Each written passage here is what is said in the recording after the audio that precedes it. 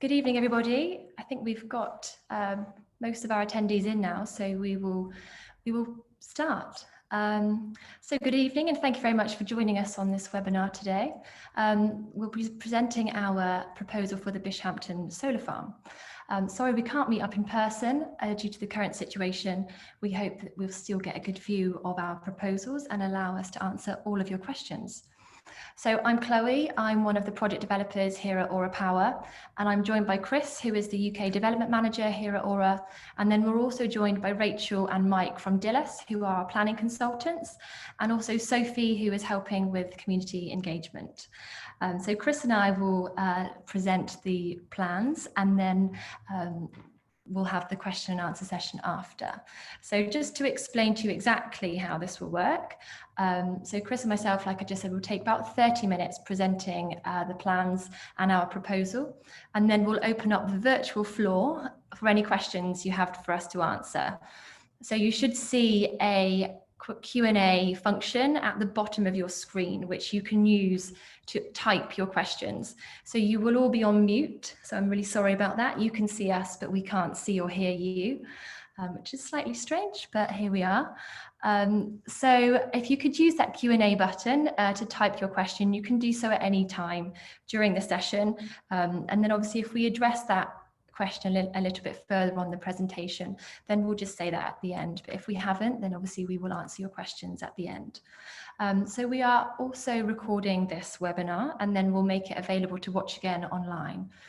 So if you are watching the recorded version of this and have a question that hasn't been addressed, then please do contact us. We'll also try and make the presentation slides available to download. And then following this presentation, you will receive a email from Zoom just to say thank you for attending, and it will also direct you to a feedback survey, which we would kindly ask you to complete. So starting off then, just to introduce you all to Aura Power. So Aura Power is a renewable energy developer based in Bristol and founded in 2013. We have around 17 staff in total and a dedicated UK team. We have numerous utility scale solar farms and battery storage sites in development, not only in the UK, but also the Republic of Ireland, Portugal, Spain, Italy, Canada, and also the US. We are a partner of IB-VOT, who are an engineering firm that's built over 1 gigawatt of solar worldwide and develops projects on a global scale. So just to put that into some context for you, 1 gigawatt equates to over 3 million solar panels. So it's quite a lot. So also with the financial backing of a global company like IB-VOT, we have the security to see our projects all the way through its development process. So moving on to our next slide. We're looking at why solar. So it's important to recognise here why solar can play such an important role in the future of our energy sector. We've already seen a substantial increase in wind and solar, with renewables making up nearly half of Britain's electricity generation in the first 3 months of this year, setting a new record. And with the displacement of fossil fuels, alongside with the electrification of much of the heating and transport sectors, the demand for clean energy will only rise. Solar energy is a proven technology in decarbonising our energy sector. It's the lowest cost of new power alongside onshore wind. The low cost power generation in turn results in cheaper energy prices for you. So last year, you may or may not be aware that the UK government became first in the world to set a legally binding target for net zero emissions by 2050, which even has pledged to cut carbon emissions by 50% by 2030 and has an intelligently green plan to deliver this.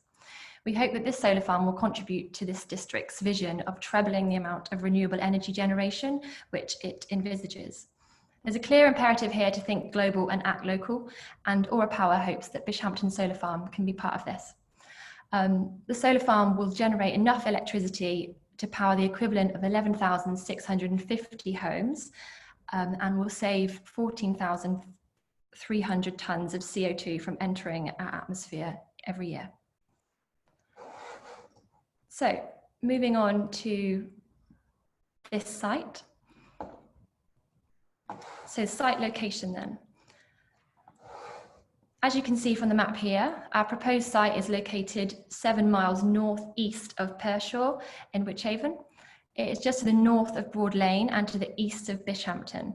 So to give you more of a reference point, it's just under 800 metres as the crow flies from Bishampton village store to the closest part of the site.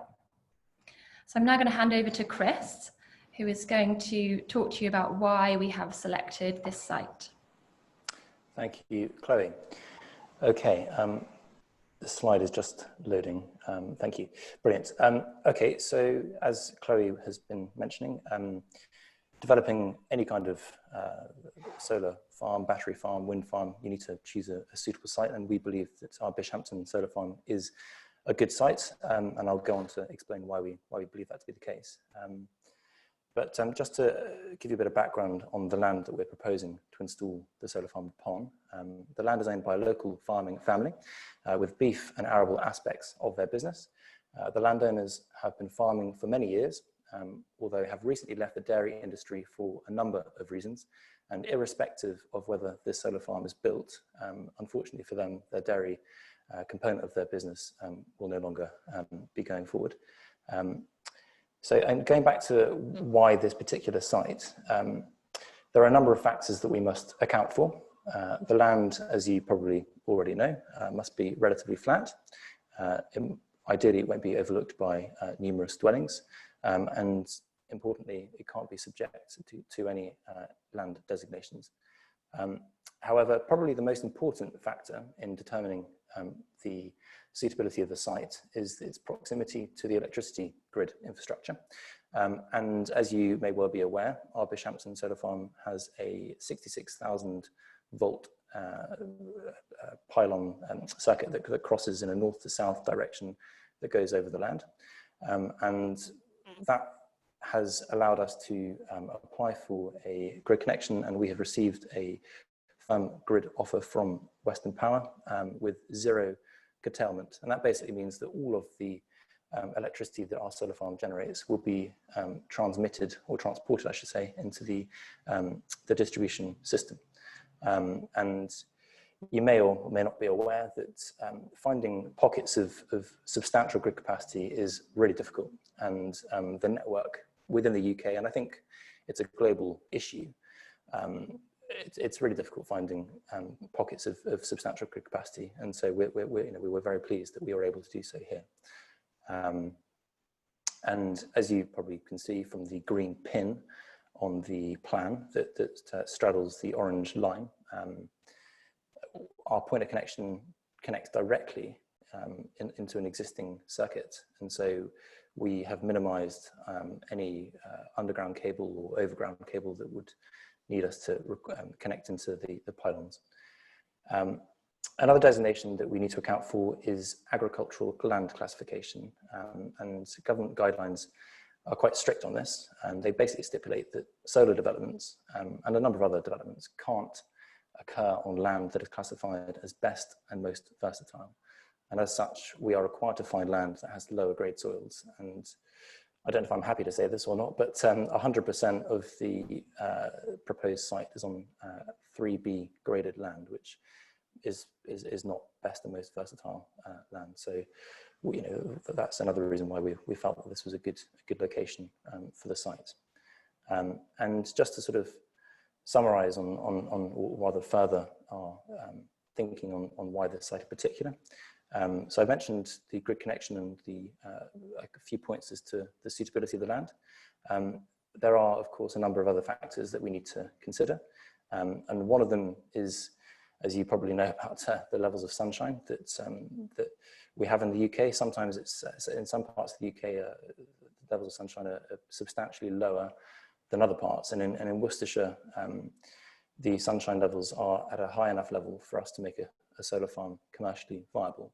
And the same couldn't be said for some parts of northern Scotland, for example, or in areas that have a higher level of precipitation where there's more cloud cover. So, a solar farm is definitely commercially viable in this location with the current levels of sunshine. So that's really important for us to ascertain. More specifically then to Bishampton, we believe, and I'm sure many of you know this already, that there is a high level of existing a natural screening. The hedgerows are quite tall, often exceeding 3 meters in height around the proposed area. And something that we'll go on to discuss in due course is that we are keen to keep all of the existing hedgerows and supplement them with additional planting and grow out the hedges to further screen the proposed development. And so we're hoping that any residual views that would exist in the first instance could be further mitigated by the planting of those additional hedges and tree belts. And with that in mind, we believe that with appropriate mitigation, a solar farm here will have a relatively low impact on the nearby area. From Broad Lane, there is good access to the site, and we may well have to expand the access from Broad Lane into the site, but we would hope to minimise that, and maybe we wouldn't have to do that at all. As mentioned before, we've avoided best and most versatile agricultural land, and 100% of the proposed site is on 3B graded soils. And furthermore, linked into the agricultural sort of element, the landowners have expressed an interest in grazing sheep under the panels, which would help keep the land used for food production. And finally, we have also undertaken a number of environmental studies, which include archaeology, flood risk, traffic, and ecology, and the results of which have allowed us to minimize any potential disruption. And we found that the impact of the solar farm on the surrounding area would be low.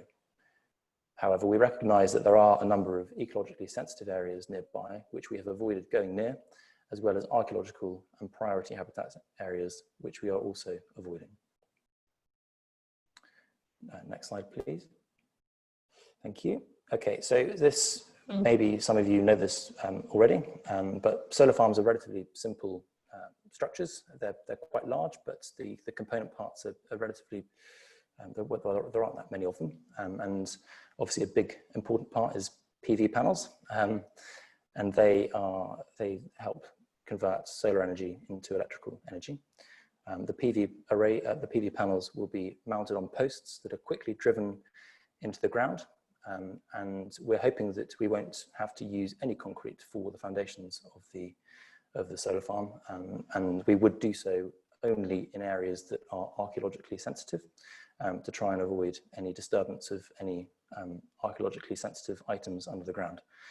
But for the vast majority of the site, and hopefully all of the sites, we would hope that we'd be able to install the panels on a post-mounted structure, thereby minimizing the footprint of the proposed development. One other component part of the solar farm would be lithium-ion batteries, and the idea behind the inclusion of batteries would be that we could store some of the power so that we could sell it and export it when the power is required most. So basically evening times, between about 4 PM and 6 PM in the evening.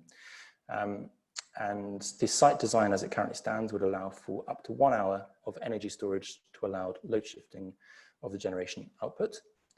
The batteries are expected to run around 1 full cycle per day and would be at between 70 to 80% capacity after 10 years. And replacement capacity is likely to be put in place in year 12. Moving on to fencing, we use standard deer-proof fencing for security all around the site, which will allow animals to pass through, smaller mammals to pass through.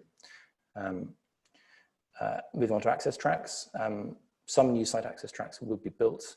These would have the appearance of a typical vernacular farm track with a crushed stone surface, and it's likely that grass would soon grow over them in time. Another important component part is the inverters, which would be located underneath the panels, and inverters convert power from DC to AC.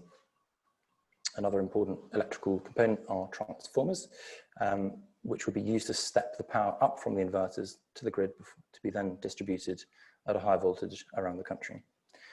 A further component part is storage units.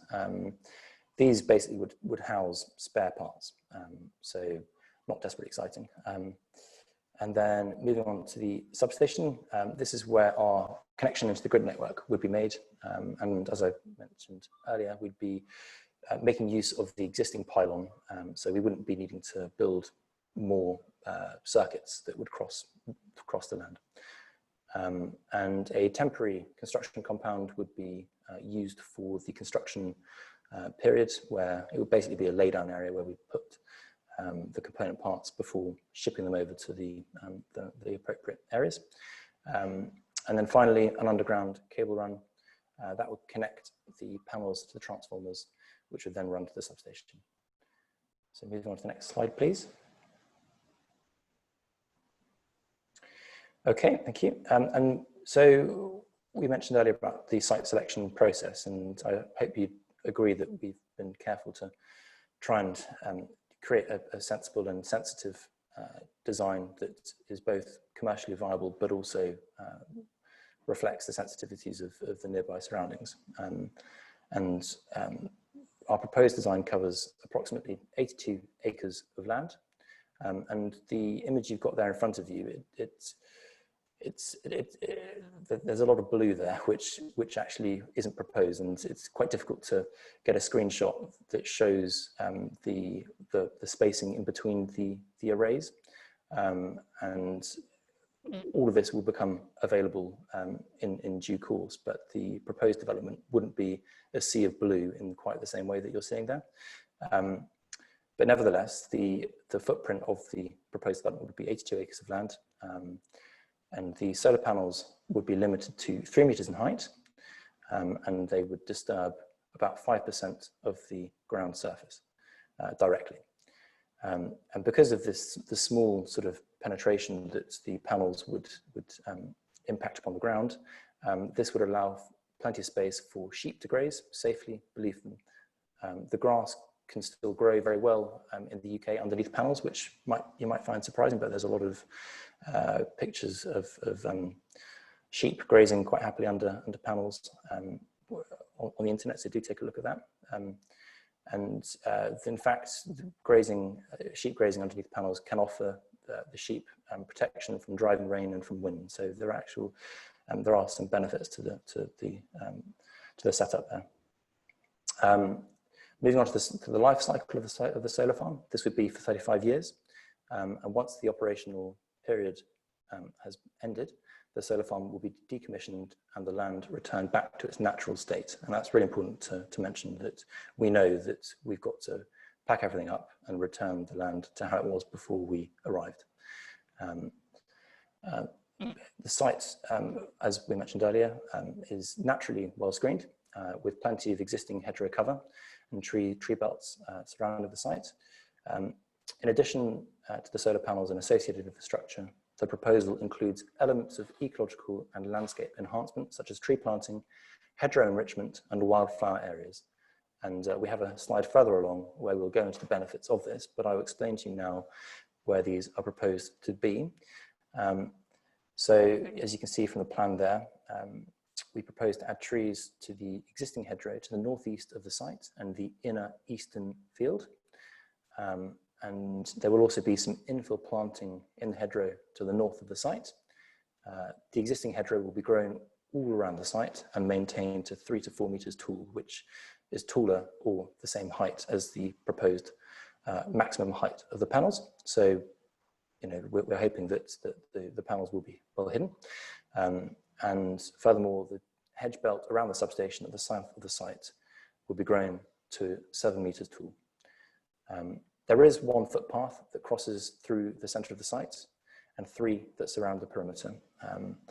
All paths will be retained, and that's something that we're really keen to emphasize, that we are not going to be blocking any footpath or any public rights of way. And nevertheless, those public rights of way will have to be fenced off for safety purposes. And on the footpath or on the public right of way side of the security fence, we will put in hedge belts so that you know, there shouldn't be any viewpoints into the infrastructure. All of these hedges will offer biodiversity gain, and so we're keen to emphasize that as well. Additionally, information boards near to the public rights of way will explain the purpose of the scheme and the characteristics of the local area. Something that is also important to mention is that there will be no security lighting during the operation stage of the solar farm. So yeah, we're keen to emphasize that too. Okay, I think moving on to the next slide, please, Chloe. Thank you. So what you can see here is some montages that our landscape architect has drawn up using a computer program, and it's a theoretical interpretation of what the solar farm proposal will actually look like. And I don't know about you, but the screen that I'm looking at now is quite small, so I can't see the panels at all there. But I think that from looking at it before, you can just about see them in the center of the screen. And although they are difficult to make out, and I think it's clear that with the additional planting that we would be proposing along the hedgerows, you know, we would hope to mitigate any residual visibility. So I think maybe we should go to the next slide, if that's okay. So these also show what the proposed solar farm would look like. And it's worth mentioning that our priority has been to minimize the negative impacts of the development. And we know for many people that would mean trying to make it as invisible as possible. And so, as we mentioned previously, we'd hope to screen the solar farm from as many visual receptors as possible, reduce exposure to footpaths and bridleways, and keep away from elevated views.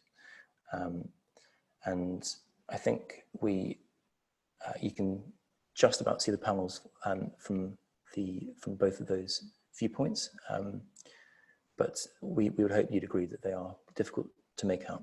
I think it's worth mentioning that we've identified Grove Farm, which is where both of these photos are taken from, or the montages have been based on. And Grove Farm is the nearest dwelling to the site, and you can see here from the projected view from Broad Lane that's where these montages have been drawn up from. And these particular shots are 155 meters from the nearest proposed panel. And again, the existing trees and hedges already screen the site to some level, though the hedgerow beyond this tree line will be growing even higher, as previously mentioned. Okay, next slide, please. Okay, looking at the site from the east, these are two of the projected views.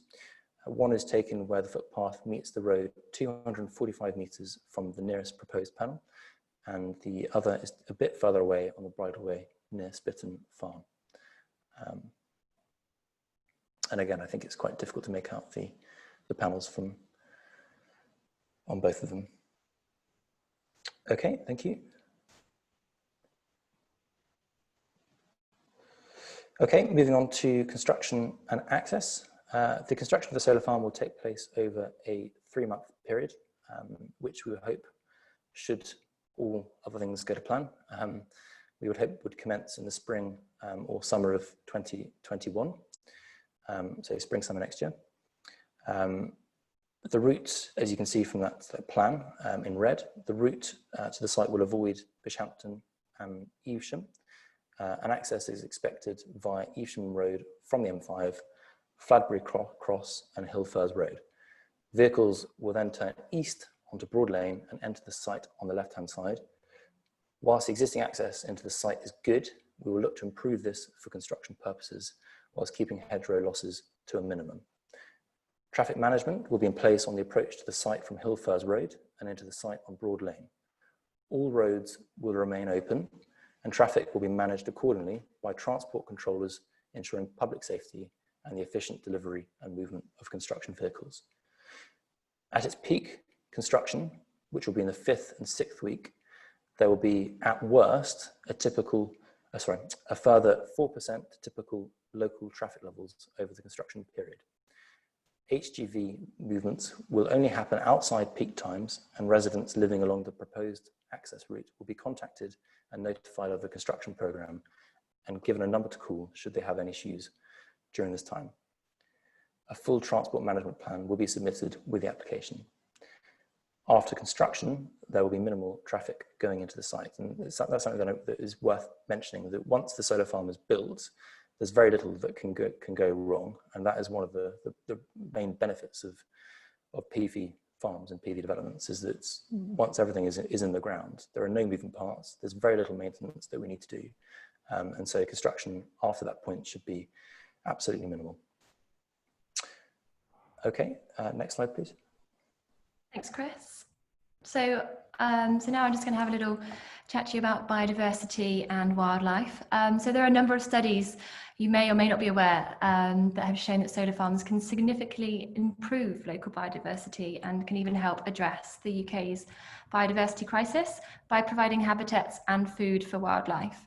So as Chris mentioned earlier, as the panels sit on piles, there is minimal disturbance to the ground, which can allow for the grass to continue to grow underneath the panels and allow sheep to graze beneath them.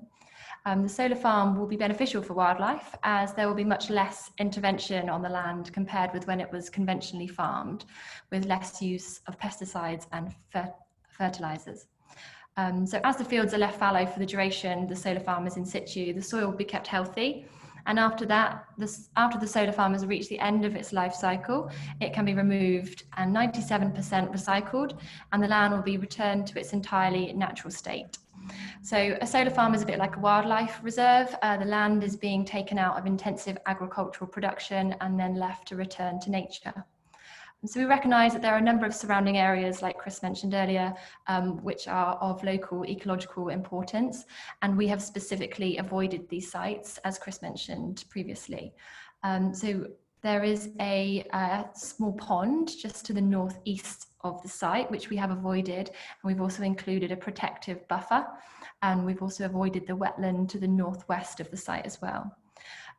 So again, just to reiterate here on the fact that we will be planting wildflowers, we'll be maintaining and growing hedgerows, planting more trees and installing back boxes. So this will enhance biodiversity and obviously hopefully benefit local wildlife. The fence that we build around the solar farm has small gaps at intervals so that badgers, foxes and hares are able to cross the site. Deers are free to roam around the perimeter but are unable to enter the site, as they may injure themselves and also damage the panels. So a recent study by the Solar Trade Association discovered that some solar farms had up to 6 times more pollinators than adjacent fields without solar panels on.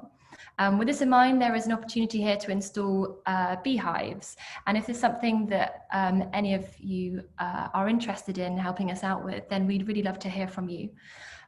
We also hope that this will support the Worcestershire pollinator strategy, which sets out the vision of making Worcester rich in native flower-rich habitats, helping to support sustainable pollinator populations, which in turn support a sustainable and thriving agriculture and horticultural sector and makes places more attractive for people to live and work in. So next slide, over to you, Chris. Thank you. Yes. So local benefits.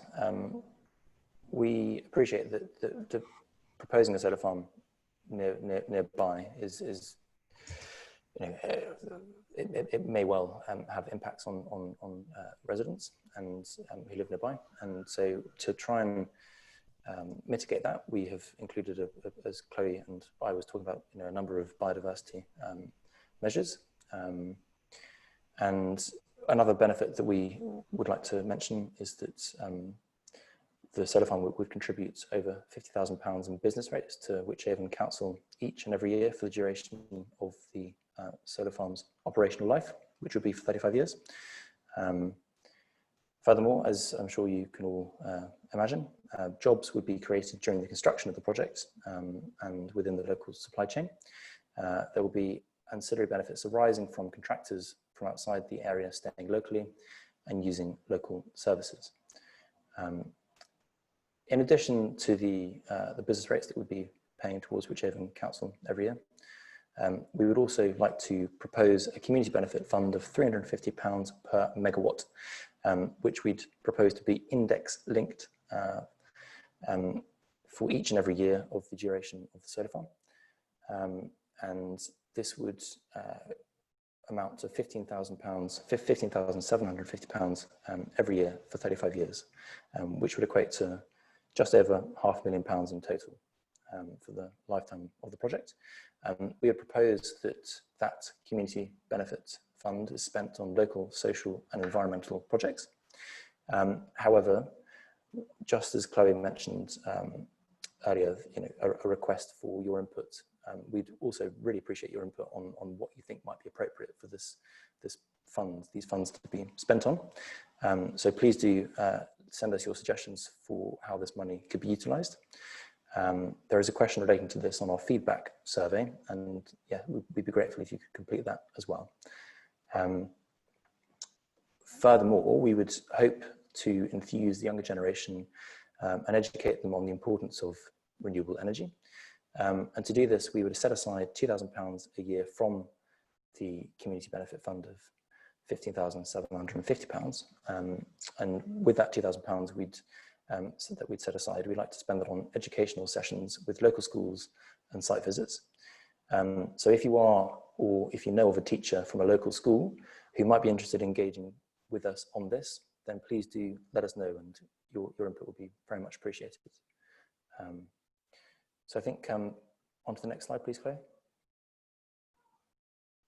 Okay, so in terms of timescales, the whole purpose of our public exhibition that we're doing now, admittedly it is online, so it's a bit unusual, is that we do value your input, and hence why we've asked for your input on a number of specific questions. But more generally, we do value your input, and we want to make the proposed development as amenable as possible. So please do get in touch with whatever comments you have. We absolutely want to incorporate as many of the views of the local community as possible. And we will certainly consider revising our designs to account for these if we can do that. However, following from this, we will look to finalise our proposed design and submit our planning application at the end of August or early September. The planning determination period for developments of this scale can take around 13 weeks, but often it can take a bit longer. So we'd hope to have a decision in winter this year or perhaps early next year. And as mentioned earlier, we'd hope to build the solar farm in the spring or summer of 2021.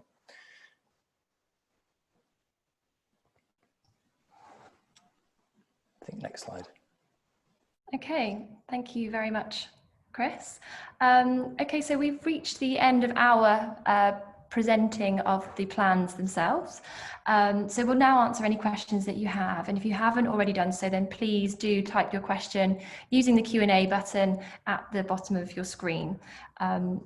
So I think we have got quite a few already. And we've also had a couple emails in, which we'll just touch upon those questions, which might be some that we already have already. So if I just read those aloud, and then some of our panelists will answer those. So in the meantime, like I just mentioned, if you do have any other questions, now's the time to pop them in that Q&A function.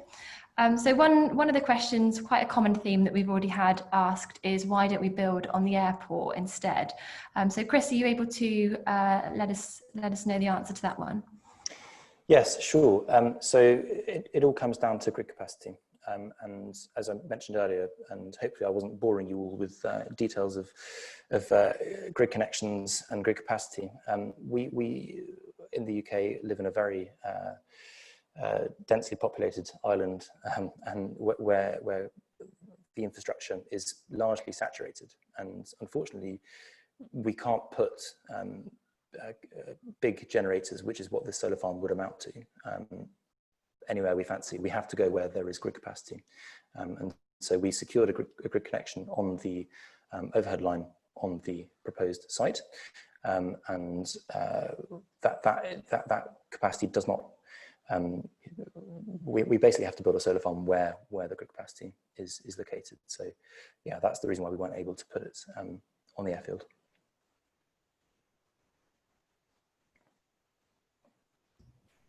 Okay, thank you. So what benefit will locals gain? Reduced energy bills. So I know we've touched upon what the benefits are, but Sophie, did you want to jump in on this one here? Yes, sure. overall, solar power helps to reduce energy bills for everybody because, as Chris mentioned in the presentation, or Chloe did, solar power is now one of the cheapest forms of new power generation, bar nothing apart from onshore wind. We would love to be able to sell the power from the site to local people. Unfortunately, that's not legally allowed in the UK at the moment, but there is legislation passing through Parliament at the moment which may allow that at some point in the future. So we're not ruling it out for the future that you may be able to get power from this particular project at a lower price, but we can't make any promises on that, I'm afraid. Thanks, Sophie. Okay, another question that we've had. How will the Bishampton Solar Farm be funded if not by subsidy? Chris? Sure. The solar farm would be funded by itself, as any other business would be funded. We would sell power from the panels to the national grid, and that would eventually pay off the capital costs of the build, although it would take a long time to do so. Sorry, Chris, I'm just going to jump in on that one. The power wouldn't be sold to National Grid, it would be sold to a PPA counterparty, which in this country would generally be a large industrial user of power, or a power-hungry data centre, or some other form of industry. And those PPAs are negotiated directly with the users of the power, and they're normally put in place for a 10 to 15-year period. So we're effectively selling renewable energy into companies that, you know, want to secure a guaranteed price for their energy for the next 10 to 15 years. Great, thanks, Simon. So another question we have had in is, who is responsible for maintaining the solar farm? Chris, are you able to answer that one? Yeah, sure. So we would maintain everything within the solar farm. That would be part of our responsibility.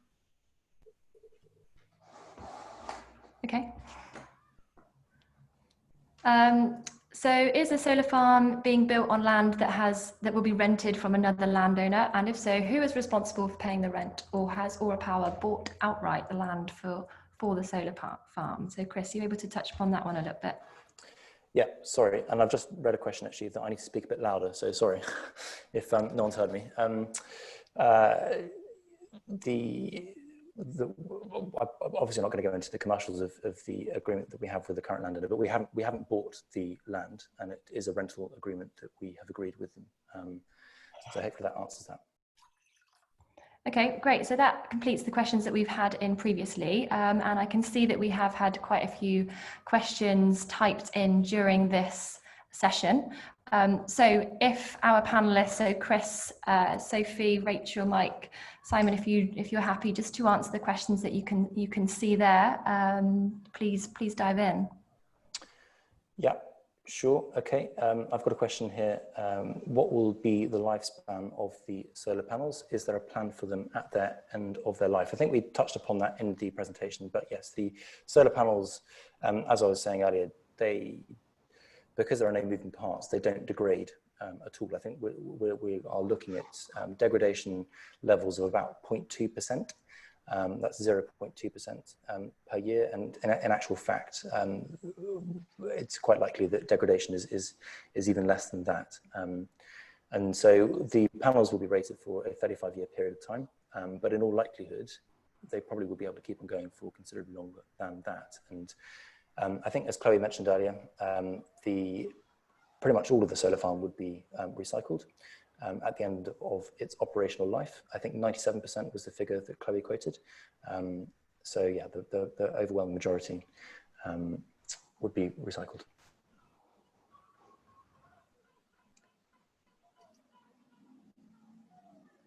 And I think moving on to another question, can we have a copy of the slides afterwards? Yep, you certainly can. We can do that. How high will the units be? So the units, and by that I presume you mean the panels, will be a maximum of 3 meters high, which, as we mentioned, much of the existing hedgerows are already 3 meters high. So we'd hope that they'd be shrouded entirely by the existing hedgerows, and in places where the existing hedgerows aren't 3 meters, we will look to grow them up to that level and higher. Weed control, sorry, another question is what form of weed control will you employ, and will footpaths be obscured? Moving on to taking the weed control question first, it will depend on whether the existing landowner would like to graze sheep, because if they do, then I think the sheep would probably do quite a good job of controlling the weeds. And if sheep aren't grazed, then we will mow the grass and the weeds to keep everything in control. And moving on to the question about footpaths being obscured, no, they will not. The footpaths will remain open, and you'll be able to walk along them as you currently do.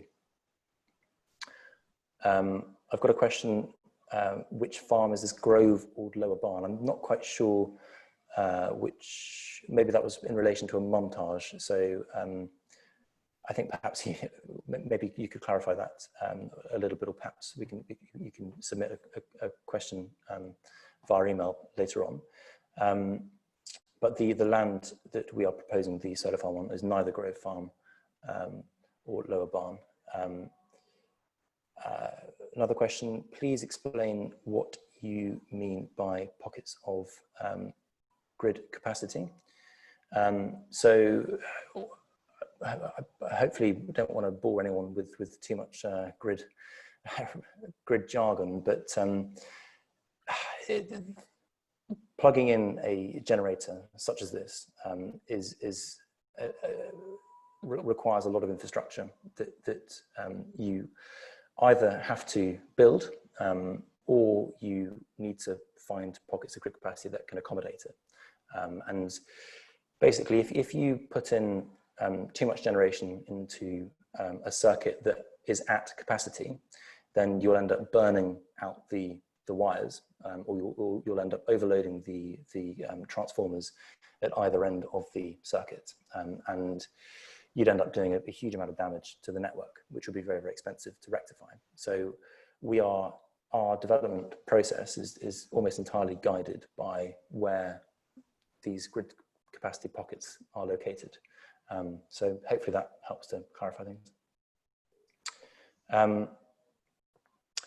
Where is the existing access from Broad Lane? Yes, so the, oh sorry, the question is, where is the existing access from Broad Lane? If you go through the slides when we issue them in due course, it's to the, it's on Broad Lane, and the entrance point would be on the northern side of Broad Lane. I think the map is probably the best thing to look at to answer that. Another question, is it possible to have native wildflower meadows growing underneath and around the solar arrays? I'm not referring to non-native flowers with a focus on the visual display, but more of a focus on biodiversity. Absolutely is the answer to that. We would definitely hope to have wildflower meadows in the several areas of biodiversity improvements that we're proposing. And we are yet to formally agree what the exact species will be with the council, but we will do that in due course. And needless to say, they will be native, although I can't promise that they won't look pretty when they are in the ground. So, and another question, what are you able to do to increase biodiversity? So again, if you look at the plan that we was about halfway through the slides, there are a number of areas that we are proposing to install wildflower mix, and also we are hoping to put in increased hedgerows, tree belts, so on and so forth. So I think taking a look at that plan will hopefully give you a good idea as to how much land we are proposing to dedicate to biodiversity improvements. I've got a question here. Please, can you describe footpath diversions to be put in place? We wouldn't be diverting permanently any footpaths, but during the construction period, because of safety, we would need to put in a temporary diversion. I can't tell you exactly where that would be. That will be something that we will have to discuss with the council in due course, but it will not be diverted on a permanent basis. And as you mentioned earlier, earlier, building solar farms is something that takes a relatively short amount of time. We'd hope that we'd have everything built within 3 months, and so any diversion would be, no longer than the duration of the construction period. A question here: how long is the leasing contract for the land? So we're proposing the solar farm lifetime for 35 years, and so that's how long the lease contract will be around for as well. Got a question here: please describe areas that will be left for animals to migrate through the area, such as hares, badgers, and foxes. I think your best bet probably is to look at the plan of where the mitigation areas are proposed and the biodiversity improvement areas. And we'd hope that those areas will be suitable for all those species that you mentioned, and some more as well. A question here: do you typically develop sites and then sell them to electricity companies, or will you manage the site for the duration of the contracts? I can take that one. Yeah, thank you. I think it's, our expectation is that once the site is operational and has been reliably generating power for anywhere between 6 months and 2 years, it will be sold onto a long-term operator. And these operators could be power companies, for example, and they can also include other kind of long-term infrastructure owners, like pension funds, for example. Solar farms provide a very long-term stable income, so they're quite popular for those kind of investors. But so to be very clear, we won't be owning and operating the site for the 35-year period, but we will be involved all the way through up to the energisation process and beyond. And any covenants that the project has to provide support for the local community, those will be sold and enshrined with the project. So those obligations won't fall away just because the ownership changes. Thanks, Simon. And sorry, just to get back to the question about any areas that will be left for animals to migrate through the area, such as hares, badgers, and foxes. I don't know if Rachel or Michael might have any input on that. Yes, I'm happy to come in, Chris. Good evening. At the moment, it's not prescribed exactly where the locations will be. That will be agreed as part of a habitat management plan. That would be part of the sign-off documents on the application once it's in determination with the council. However, we would expect there to be multiple locations throughout the fenced area. They won't be sufficient, obviously, to accommodate deer, for example, but definitely the smaller mammals that are cited here in the question will be permitted to enter and to forage and use the site itself. As I said, there should be multiple locations. Typically, they're about 25 to 30 centimetres high, very discrete locations. They obviously have to be securitized against potential incursion and theft. But they're tried and tested methods of allowing mammals to enter and utilise sites. So, as I said, those details would be agreed with the council and any other biodiversity advisor as part of the determination process. Great, thanks, Mike. I've got a question here. Please describe which hedges within the red lines will be removed. There are a few natural hedgerows traversing through the site. Will these be left in situ? The answer to that is yes, they will. The only hedgerow removal that we may have to make, and we hope that we don't have to make, is to facilitate access into the site. But access is, as I've mentioned previously, pretty good, and hopefully we will not have to widen the existing gateways at all. But yeah, that will be the only places that we do need to do that for. How many CCTV cameras will be installed? The plans at the moment don't account for any CCTV cameras, so the answer is 0 at the moment. Moving on to another question. Sorry, Chris, I'll just add a point on there. Yep. So we aren't intending to install CCTV. It sort of depends upon consultation responses during the planning process. If the local police during the consultation had a strong preference for installation of CCTV, then we may look to add them in.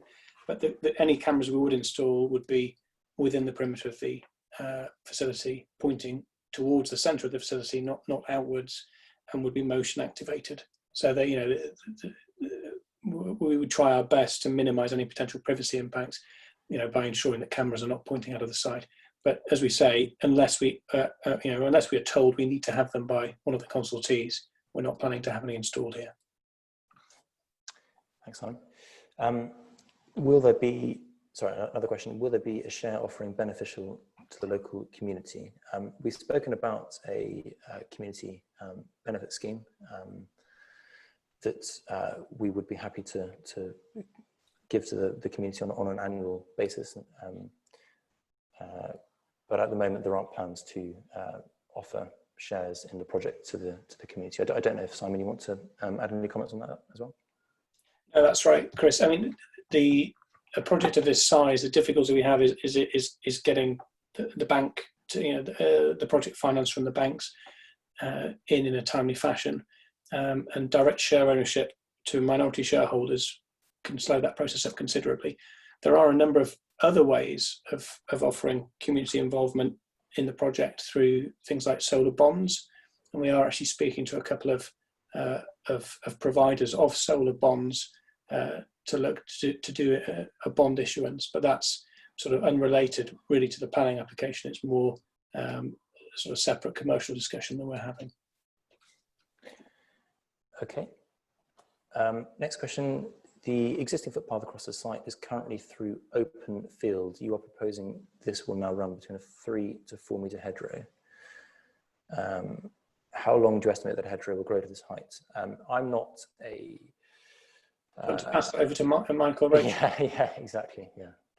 So our recommendation to Aura will be for those sensitive receptors. So we have footpaths 516 and 517 across the north of the site, and the bridleway and the pathway 608 along the western perimeter. And then there's the footpaths 543 and 526 going through the centre of the site. Because they're sensitive receptors, we would be recommending to Aura that the hedgerow planting would take place using semi-mature trees. Well, not trees, but semi-mature whips. In effect, they're fairly grown up, around about 1 metre high, which would give them a better start. And in terms of the kind of screening period, it would probably take an estimated 3 to 5 years for the hedgerow to get to around about 4 to 5 metres high. Thanks, Mike. A question about the perimeter fencing. What will it be made of and how tall will they be? The exact details of the perimeter fence haven't been defined yet. It'll be a deer fence and it'll be made of a galvanized steel. Mike, Rachel, I don't know if you have any more details on that. Yeah, pretty much. It's a wire mesh fence, and it's a wooden pole arrangement, so it's as soft and unobtrusive as you can make it. But obviously, it needs to be functional in terms of providing for the safety of the site and for the safety of the public. So it's going to have to be a fairly robust structure. But the idea in terms of the proposals is to soften it just using wire mesh and wooden pole. Sure, and I think it might be worth mentioning as well that as part of the consultation process that we are hoping to go into with the council, we'd hope to paint it a sensible colour that would minimise any visual disturbance as well.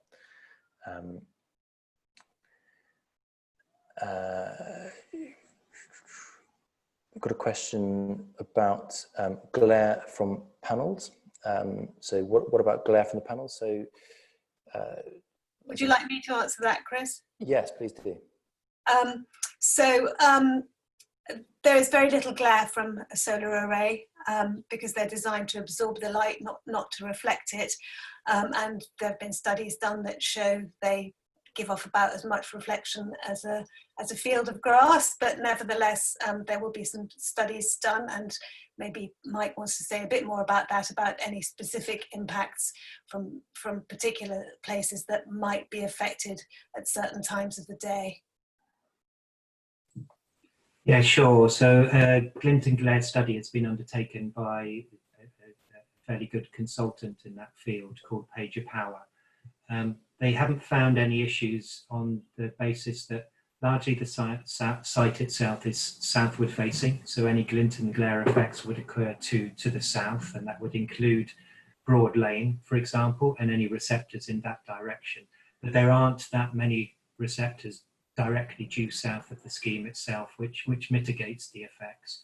But also the existing hedgerows and the proposed improvements to planting will further mitigate any potential concerns. As I said, a full assessment has been prepared, and that will be put before the council at the application stage. Shall I come in on the next one? It's interesting. The Willersley Solar Farm is one that I think I also bought into when that came to the market. Hopefully we've covered most of this already with what we've talked about with community benefits, and also getting local schools involved in educational workshops linked to the solar farm. Sorry, Sophie, I'm not sure that everyone can see that question, so you might want to give a bit of the background before you answer it. Yeah. So the question says, about 7 or 8 years ago, a solar farm was set up to the east of Evesham near Willersley, and they offered shares to local people.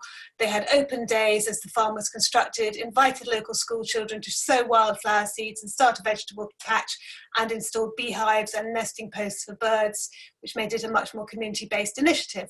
Sadly, due to a change in government subsidies, they had to sell up. But are you thinking of engaging the local community in these kinds of ways?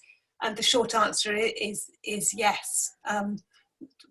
There may be health and safety issues about having school visits to the project during construction, but yes, we do hope to work closely with local schools with the funding from the Community Benefit Fund to finance those visits.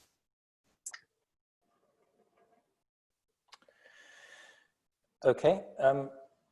A question about ecological studies that we've completed, and what ecology sites are we aiming to avoid? Mike and Rachel, do you want to give a lowdown on that? Yeah, of course. So we've carried out habitat and species surveys of the entire site. Obviously, as you'll appreciate, the majority of the site is farmland. It was partly improved, but there were some nice semi-natural field margins to the site, which have largely been retained and now form part of some of the wider areas for biodiversity improvement. Some of the sensitive habitats we established was the copse of woodland itself, which is on the National Forest Inventory, and therefore has species of sensitivity to development, and that's had to be avoided altogether. There's also a pond to the northeast of the scheme itself, for which we've had to put in a large exclusion buffer. The DNA tests showed up that it would have the potential, or has the presence of great crested newts, which is a very positive aspect, and hopefully they should be able to thrive if the solar farm is developed at the site as well. But obviously we've had to put in a buffer to protect it from any construction impacts. The only other remaining real biodiversity value to the site is really in the hedgerows and the trees itself, which are very good, in very good condition, and be managed very well by the landowners themselves. And so the objective will be to retain those all in their entirety, except, as Chris said, perhaps where there may be some necessity just to broaden some existing gates to allow access. So all of the hedgerows and the trees will be retained, and we've had to account for those in the shading analysis for the scheme as well, to make sure that we avoid any shading zones caused by those habitats. But otherwise, the site doesn't demonstrate any designations as such. It doesn't show any protections. And although we do expect protected species across the sites, not just greater crested newts, but bats and badger, we're hoping that, in effect, the solar farm can live side by side with those species. Thanks, Mike. There's a question about how about bird boxes and bug hotels too? I can't say I've heard of a bug hotel, so I'll do a bit of Googling after this. But bird boxes, they weren't a recommendation by our ecologist. Bat boxes were, so that's why we have included bat boxes on the provisional plans. But bird boxes we can certainly take a look at and see if the ecologist would also recommend that as well. A question, how deer might be able to damage the panels. I guess by virtue of the fact that they're a bigger mammal. I'll take that one, Chris. Yeah. So, I mean, sheep, the largest animal we would normally allow in and amongst the panels are sheep, mainly because they're not too unpredictable. They don't tend to want to jump on the panels or use them as scratching posts. Larger animals such as deer, if the deer jump on top of the panels or if they use them as scratching posts, they are relatively, robust, but they don't behave well under those kind of conditions. So it's really just to keep wild animals out of the site that could behave erratically. Sophie, community benefit, yeah. So the question is, have you already agreed the community benefits funding levels with Wychavon, and how do they compare with other projects? So we haven't had any agreements with anybody yet about the community benefits. This is just a proposal that we are putting out there. Normally, community benefits get administered by either a community foundation or the local parish council. So we will be having those discussions in due course as the project goes on. How do they compare with other projects? Well, there was a precedent for slightly higher levels of community benefit funds about 4 or 5 years ago when solar farms were still receiving a subsidy. Now projects like this have got to stand completely on their own 2 feet.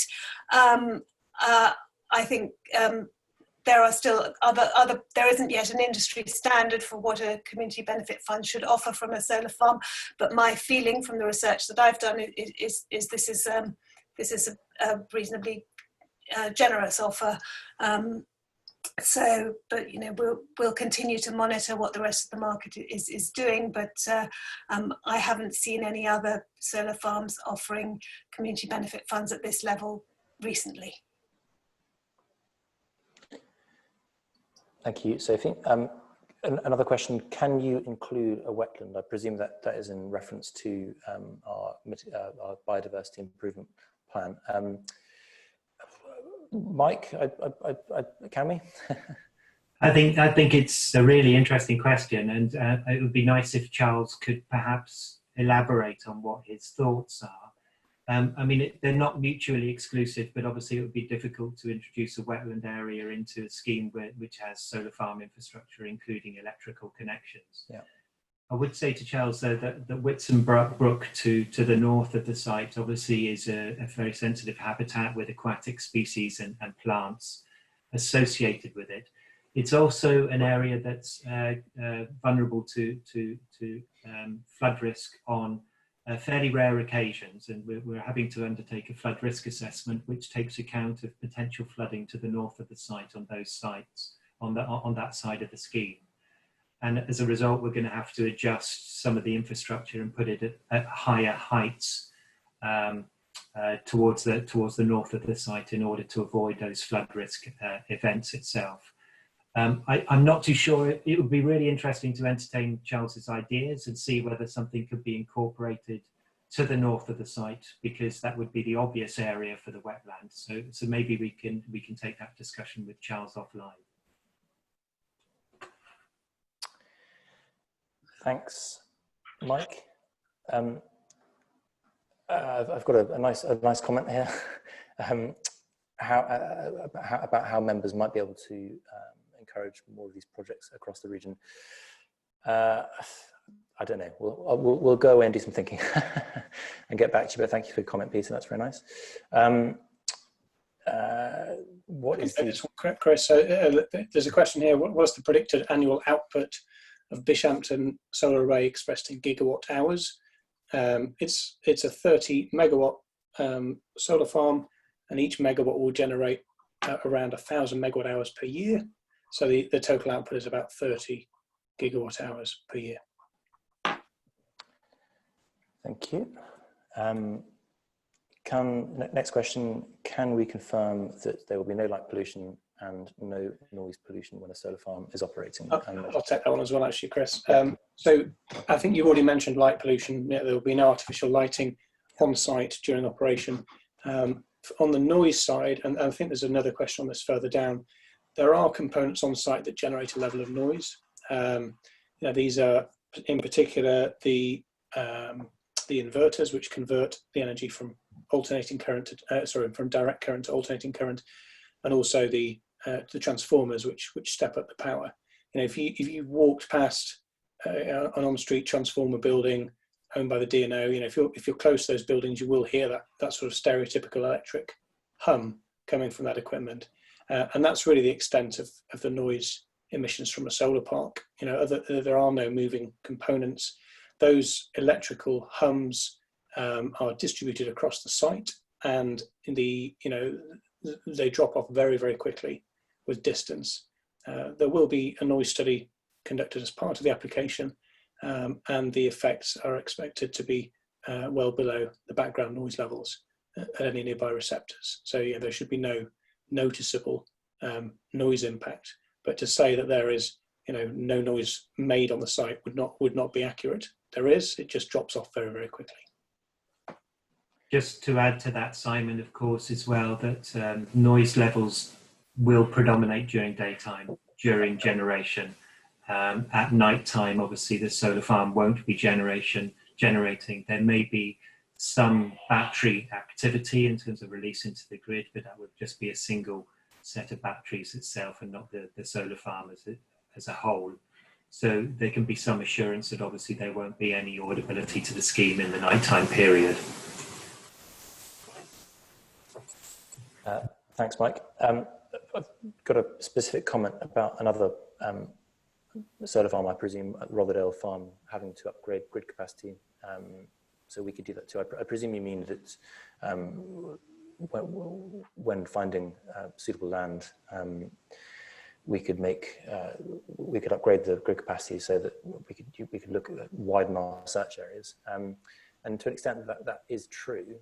Unfortunately, we need to do a lot of upgrading, and it becomes incredibly expensive to do that. So it's and with the greater expense, the project suddenly becomes unviable.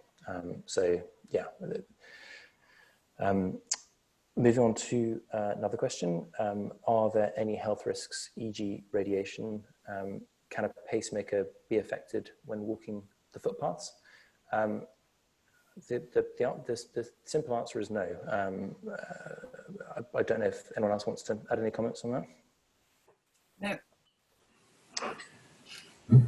Okay. Another question. What is grid capacity? Okay, I'll get that one, Chris. Okay. So when you're generating power, the more power you generate, the more grid capacity you need to export that power to the grid. And grid capacity is linked to the kind of, the size of overhead cables that are installed. And it's also linked to the equipment at either end of those cables. So the rating of the transformers at either end. And beyond that, it's linked to the amount of power used in the local area or transmitted onwards to other parts of the country. So it's quite a complicated thing, but really it means at any given location, how much power can you export to the grid? Yeah. Thank you. A question, can more areas of wildflowers be planted on the site? I guess this comes down to the commercial viability of the project. We would love to be able to put more ecological enhancements on the site so that it's as invisible as possible to nearby residents, and also because it's a nice thing to do to plant more trees and flowers and habitats. But unfortunately, there is a point at which... Chris, I think it might be worth Mike talking here about how wildflowers can be integrated into the site itself. So as well as having specific areas I was just going to say that there is a limit to how many mitigating features we can put in before we lose the power ability to export enough power to have a commercial project. So. Yeah, sorry, Mike. So just to expand on that, like within and under and around the panels itself, we can obviously look to include some form of suitable wildflower planting as well. Yeah, I mean, I think the areas allocated already into the biodiversity enhancements are quite generous already in terms of my experience with developers. So you've set aside quite a large area for biodiversity and wildflower establishment, which I think is good. I mean, obviously, in a perfect world, it would be lovely to have the entire site, but what we're looking at is possible, the potential basically for not just dual, but trio of purposes on the site: solar generation, continued livestock on the site, so some agricultural production, and biodiversity. So you're trying to get a trio of uses out of that site, which I think adds to the resource value of the development site generally. It's also worth saying that, as I said, you've been quite generous already, and wildflower reseeding is a very, very expensive process. So to do so over 82 hectares of land would probably be unviable for the project itself. But as we work through the planning process, if there are areas that consultees and statutory advisors feel would benefit from wildflower improvement, then we can look to try and allocate those as part of the biodiversity plan as well. Can I come in on the wildflowers question as well? I think it's important to bear in mind that the life of the solar farm is 35 years. So over that time, the wildflowers will come on their own, even if they're not sown all over the site. They will self-seed from the areas which are sown with very minimal intervention in the site. That automatically helps to boost the biodiversity, the number of different plants you have, different flowers, etc. So, and quite a lot of studies of more mature solar farms have shown that effect does take place. So even if we can't sow wildflowers on every single inch of land, given enough time, they will be there eventually. Yeah, I'd echo that, Sophie, because reduced grazing regimes is the best way of introducing wildflowers. So if you have managed grazing at the site, so at least the grass sward is chewed back on occasion. But if you reduce the numbers of grazing animals, then the wildflowers will return. On the next question, someone's asked, can you give us an example of a PPA company? Increasingly they're coming from all different walks of life, but in the past few years it's been predominantly the tech companies, so the Googles, the Microsofts, LinkedIn, Facebook, those kind of companies. We're also seeing now a lot of more established industries, such as the construction industry, chemical companies, even local councils procuring their power and energy requirements directly from renewable projects through PPAs. Thank you, Simon. We've got a question about the equipment making noise. I think, Simon, you've already answered that. Inverters and transformers that are the noise-making part. A question about what impact the development might have on local property prices. Let me answer that. Yeah. So there's no evidence to suggest that solar farm developments have any impact on property prices. I actually live next to a solar farm myself, and this is and have done for about 5 years, and this isn't really a concern. So it's given that the solar farm will be largely hidden from view, it will be operating quietly, and there's very little traffic associated with it once it's been built. There's no reason to expect it to have an impact on property prices. And some people like the idea of getting the power in their house, no, comes from a solar farm. At least I do. Thanks, Sophie.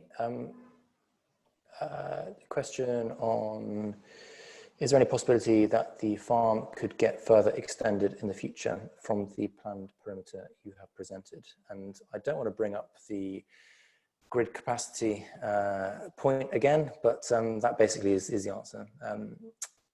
We will be limited by the presence or absence of grid capacity, and to my knowledge, there isn't any more. So, and I think the important point to bring up there, Chris, is that whether we decided to extend this park, or if future grid capacity was available, another developer decided to do something else, another form of generation project, the fact that this solar park already exists would have to be taken into account as part of that planning process. And they would have to, any new development would have to take into account the cumulative impact of the existing site. But at this stage, we have no plans to extend that site. thanks. Are the panels made in Britain? Unfortunately not. No, they're not, and the vast majority of solar panels are made in China. As you can expect, with China, there are a wide variety of companies that make those panels and a wide variety of qualities that come out. The park that we're building, and in fact all of the parks we build in the UK, and they use grade 1 panels, which are from the top Chinese manufacturers, and those panels are used in renewable energy projects all over the world. Please confirm that the public footpaths and bridle ways will not be removed. I think we've confirmed that already, but you're happy to do so again. Chris, could I just add, I think it's important to point out that the footpaths will be retained, but during construction, there's likely to be a temporary closure. I mean, in effect, the temporary closures will be for the putting up, for the initial groundworks and for the putting up of the security fence around the site itself. So at that stage, there'll be managed diversions onto other footpaths, and we'll try to make provisions. But obviously, I think for the purpose of public safety, we'll have to stop them up just for that construction period, and then they would be fully reopened again once the site is commissioned.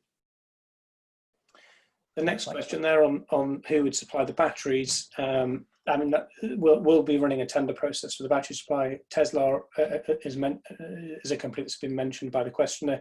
They will certainly be on the shortlist. They may be the supplier, but we don't know yet. Next question was, would there be any interruption to power supply during the development of the site? No, there wouldn't, is the answer. And in fact, one of our key timings here for bringing the site live to energization is ensuring that we work with the DNO to ensure that that we're not trying to do our testing when they might be having to take other areas of the network offline for maintenance. The grid system has natural redundancies built into it, and as long as we are working with the local grid operator in the correct way, there will be no outages. Thanks, Simon. So the one about the benefit fund? Yeah. Yeah, so the question was, can you provide detail of the local community benefits you are offering? It was a bit difficult to hear or remember all that Chris said. So it will depend on the final installed capacity of the solar farm, but what we're proposing is 350 megawatts, £350 per megawatt, which would equate to around £15,000 a year, which is just over £500,000 for the lifetime of the solar farm. I think the other detail there is that money is index linked as well. So yes, the value of that payment should remain the same throughout the lifetime of the project. It's not getting steadily eroded as time goes by. And we would be delighted to discuss what that money could be spent on with you and any other interested party. So please do let us know what your thoughts are. And the questioner also mentions that it was a bit difficult to hear me, so I do apologise if I've been a little bit too quiet. I'll try and speak up. There's a question here about how secure are the panels in high winds. All of the racking and mounting systems for the panels are designed to take account of UK weather conditions, and they'll be rated up to significant wind speeds. The fact that we're sort of will be under the hedgerow height as well also gives some shielding from the wind.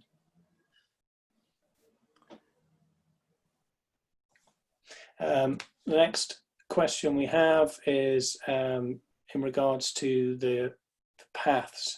So someone's pointed out that the that will, if the path has a hedgerow on either side, how wide is the access path going to be? And I think, Mike, do you want to pick that one up? Yeah, sure. We've allowed for a 5-metre corridor. So the footpath itself is typically, 1 to 2 metres across, and we've allowed a buffer on either side of that up to 5 metres. So you would have hedgerows growing on either side, which obviously would have to be managed during the operational period to continue to keep a clear path through those footpaths. Sophie, there's a question here about community fund again. Yeah. How far will the community fund extend? Just Bishampton and Throckmorton parishes or further? Typically, the community fund goes for the benefit of the parish where the solar farm is installed, and unless there are other neighbouring parishes feel they are particularly affected by it, and this is obviously something that we'll be discussing with the parish councils as we move through the process. Okay, there's a question here on that says, originally you were going to extend the site to the south of Broad Lane and to the east of Hill Firs Road. This now seems to have changed. Why? So I think probably Chris, do you want to pick that one up? Yes, sure. So we've done a number of assessments on that large field that sits to the west of the golf course, and including landscape and visual impact studies, but also some archaeological investigatory work. And the reason why we pulled out of that field was firstly because we thought that the viewpoints from the golf course would have been detrimental, and secondly because there were a number of artifacts that may have been of an interesting nature in an archaeological manner, and so yeah, those are the reasons why we pulled out of that field. I don't know if Mike or Rachel want to flesh that out a bit more. Yeah, so just to, I think, reinforce and provide a bit more detail, in the southern field, we not only carried out field surveys for archaeology, but also we carried out a full geophysical survey of the entire site. And it's fair to say that pretty much central to that southern field, we established what was a multi-phase archaeological site, possibly dating back to prehistoric times. And showing evidence of, as I said, of multi-phase activity throughout successive centuries. So we were in contact with the Witch Haven Archaeological Advisor, who was very concerned about the impacts to what could potentially have been a scheduled ancient monument. And I think that's what led Chris and Aura to avoid any potential impacts by removing the southern field from the site.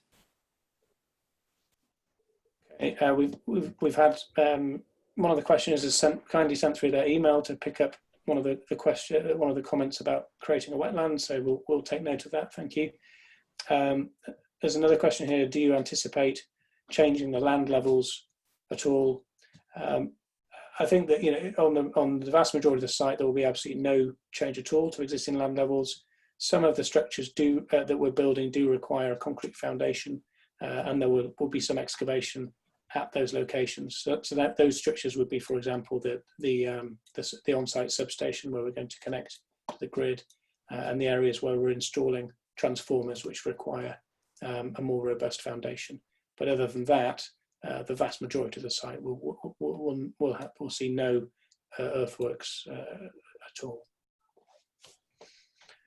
There's a question here about the referencing the images that we used in the presentation, and pointing out that they were quite difficult to see and quite fuzzy.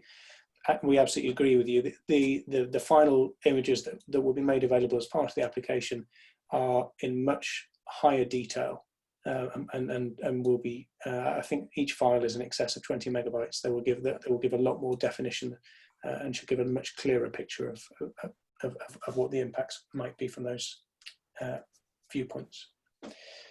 A couple of just one two more questions remaining. Are you committing to manage hedgerows? Yes, absolutely. The management of hedgerows is actually quite important for a solar park, because if they're allowed to grow out of control, they can potentially cause shading issues to the panels, which can hurt the production. And then the final note we've got here is in reference to a question. It looks like we've omitted, and apologies for that. We're all sort of grabbing questions off the feed, so I probably just ended up talking over someone. Who picked up the question about the hedgerows there? So that should probably, it was sitting with me, and explaining that the hedgerows would take 3 to 5 years to mature along the footpaths itself, and I believe Anne's asking, can't we delay the solar farm project until those hedgerows have grown up? I see. Well, yeah, I mean, no, we can't do that, mainly because it's not commercially viable for us to do so. The grid capacity contract only exists for quite a limited period of time. The planning permission itself only exists for a relatively limited period of time, and the costs associated with renting the site and maintaining that site need to be supported by revenues from the solar park.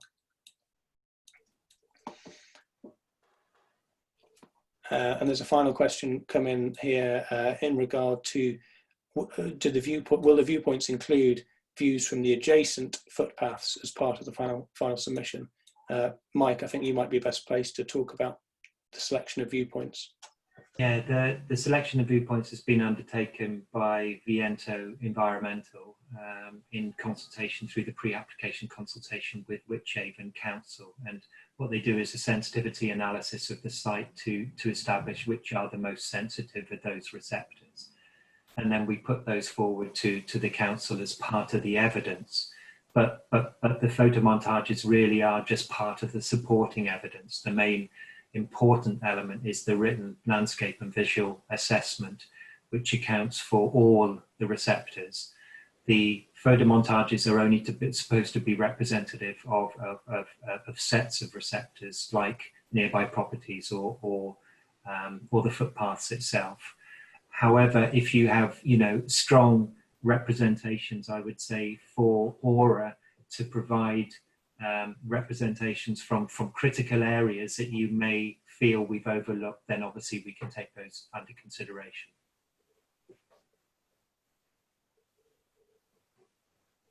Okay, do we have any more questions? I think looking like we've answered all of those questions already, so thank you very much to everybody that has joined us today.